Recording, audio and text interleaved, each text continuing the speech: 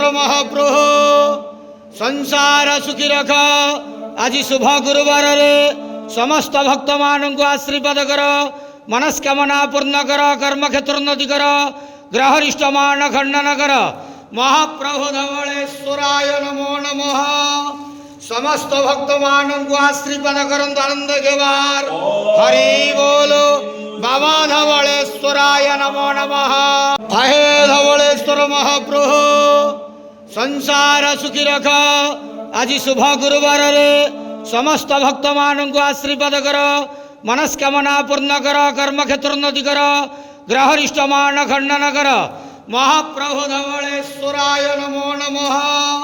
समस्त भक्त मान को आशीर्वाद करंतु आनंद केवार।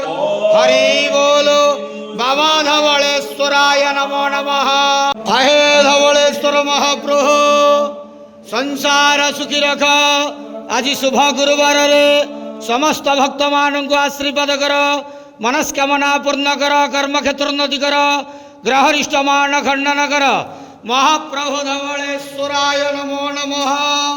समस्त भक्त मान को आशीर्वाद करंतु आनंद केवार। हरि बोलो बाबा धवलेश्वराय नमो नमः। हे धवलेश्वर महाप्रभु संसार सुखी रख।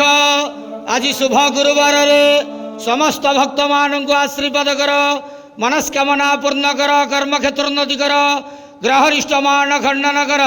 महाप्रभु धवलेश्वराय नमो नमः। समस्त भक्त मान को आशीर्वाद करंतु आनंद केवार। हरि बोलो बाबा धवलेश्वराय नमो नमः।